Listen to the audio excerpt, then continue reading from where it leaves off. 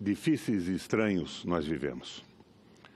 Nós estamos com esta sessão no ar através da internet, mas dificuldades burocráticas farão com que ela seja reproduzida posteriormente na TV Senado. Mas ela não está sendo transmitida ao vivo na TV Senado. Sinal dos tempos, presidente. Talvez fosse pedagógico ou mesmo um exercício indispensável que se estudasse a ascensão do fascismo na Alemanha, Itália, Espanha, Portugal e o fenômeno do macartismo nos Estados Unidos. Se assim o fizéssemos, dispararíamos todas as sirenes de alerta para avisar essa pátria tão distraída que o monstro vem aí. Um traço distintivo, característico da escalada fascista, é o abuso de poder, a exorbitância, os excessos da autoridade. As ações imoderadas e arbitrárias são essenciais para que se imponha a ordem fascista.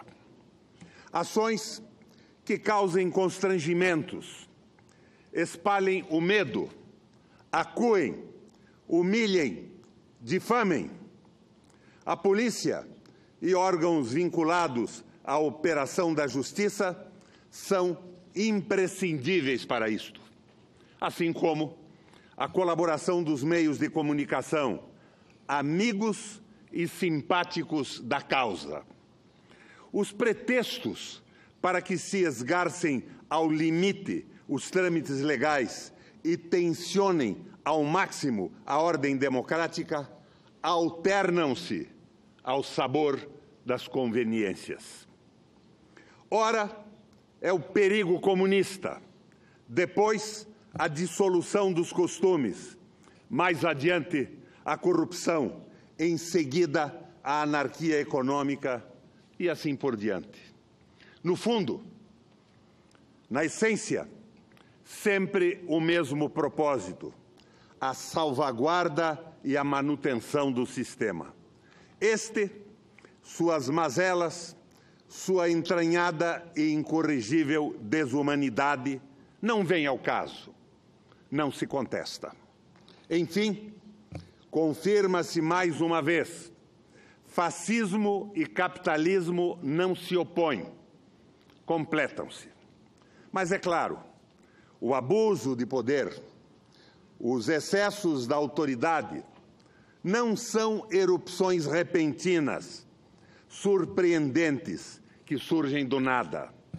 Estas manifestações exigem um longo cultivo, cuidadosa maturação e, como a história ensina, exige principalmente a omissão, o silêncio e a conivência dos democratas, dos humanistas, das mulheres e dos homens de bem.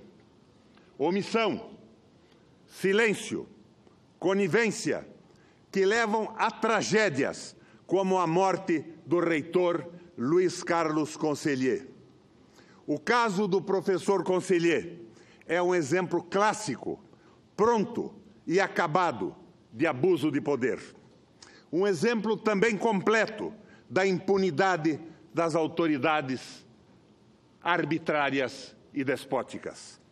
Prisão sem justificativa firme, plausível e feita sob os holofotes da Globo, da CBN. Acusações vagas, suposições e todo o ritual de humilhação a que são submetidos os presos, culpados ou inocentes. De um lado, a covardia extrema, sadismo, maldade, cinismo, baixeza, a vilania praticada em seu grau mais elevado. De outro, angústia, desespero, desamparo e aquele sentimento de injustiça, de iniquidade, que nada aplaca, alivia ou consola.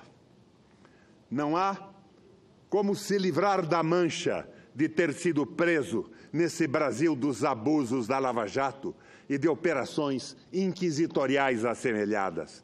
Se foi preso, é porque deve ter alguma coisa.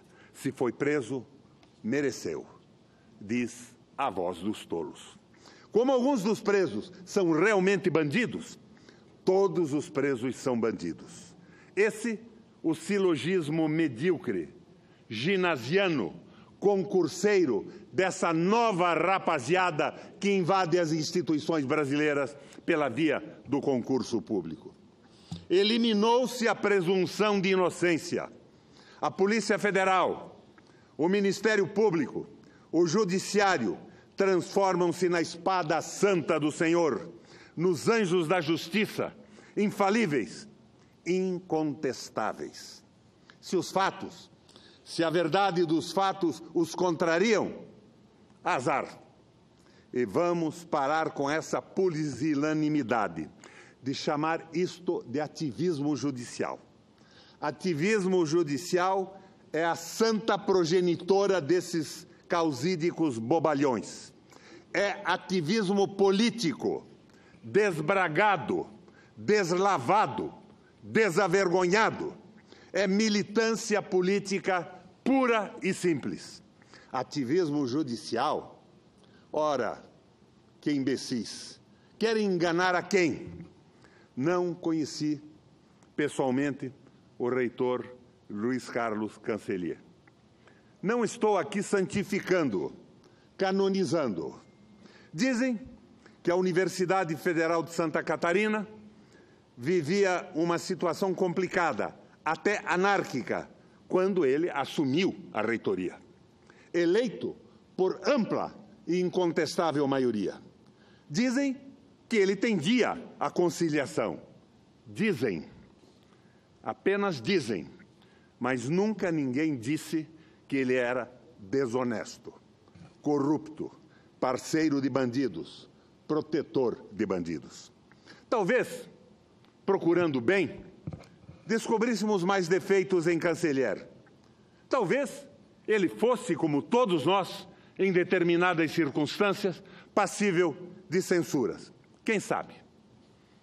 Mas daí a atirá-lo no lodaçal das suspeitas, equiparando-o pelo tratamento a ele concedido a esses notórios bandidos dessa república, demeliantes?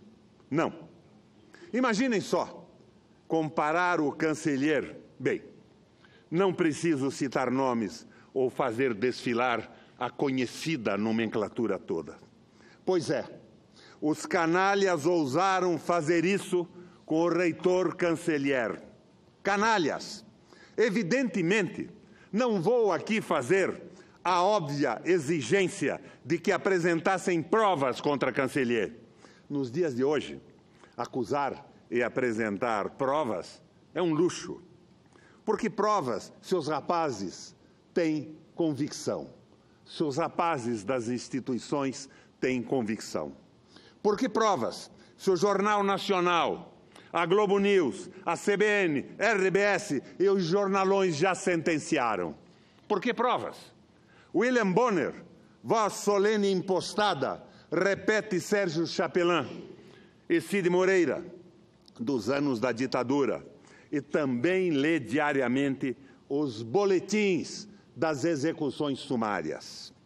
Desagravo Luiz Carlos Cancellier, não como santo ou herói, desagravo como mais um brasileiro, como tantos milhares de compatriotas que todos os dias são humilhados pela falta de justiça, pelo desemprego, pelo assalto às nossas riquezas e a quebra da nossa soberania, pela monstruosa concentração de rendas que faz 6 brasileiros terem as mesmas posses que 100 milhões de brasileiros, pela usura, pelo rentismo que sacrifica o país, suas empresas e seu povo no matadouro do capital financeiro.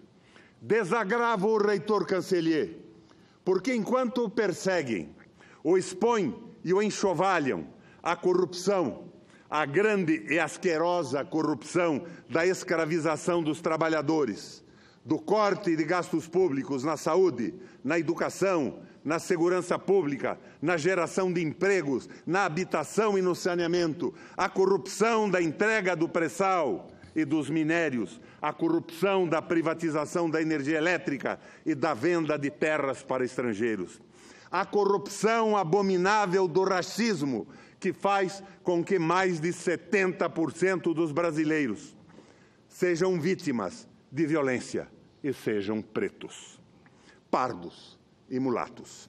A corrupção de uma justiça lenta, insensível e parcial. Há essa corrupção que corrói e destrói o país. Esta corrupção, no entanto, para eles, não vem ao caso. Mas supostos desvios na Universidade Federal de Santa Catarina, isto sim vem ao caso. Não é, senhora delegada da Polícia Federal e notável atriz lavajatina. Não é, senhores juízes e senhores promotores, mais justiceiros e executores do que qualquer coisa. Não é, senhoras e senhores, que nada mais são que contrafacções, pastiches dos verdadeiros e sérios operadores do direito e da justiça. São força-tarefa ou são esquadrões da morte?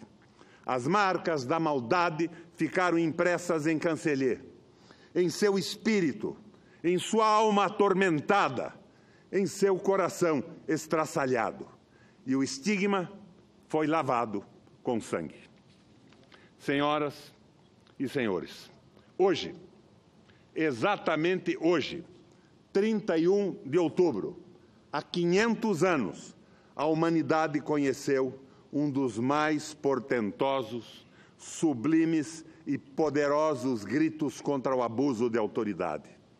No dia 31 de outubro de 1517, em Wittenberg, Alemanha, Martinho Lutero expõe suas 95 teses, denunciando a que extremo chegara o abuso de poder da cúpula dirigente da nossa Igreja Católica. O protesto de Lutero vibra, faz tremer a face da terra e desperta o homem para uma nova relação com a religião, com Deus, com a Igreja. O poder discricionário e seus implacáveis caçadores de heréticos e rebeldes sofre um abalo para todo o sempre. Protestemos. Mais que isso, rebelemo-nos, insurjamo-nos, vamos às ruas, ocupemos as escolas, façamos greve, ocupemos fábricas, bancos, escritórios, estaleiros, refinarias e vamos colocar abaixo o entreguismo escravagista, corrupto e inepto. É o meu grito, é o meu desagravo ao reitor Carlos Cancellier. Obrigado, senhores e senhoras.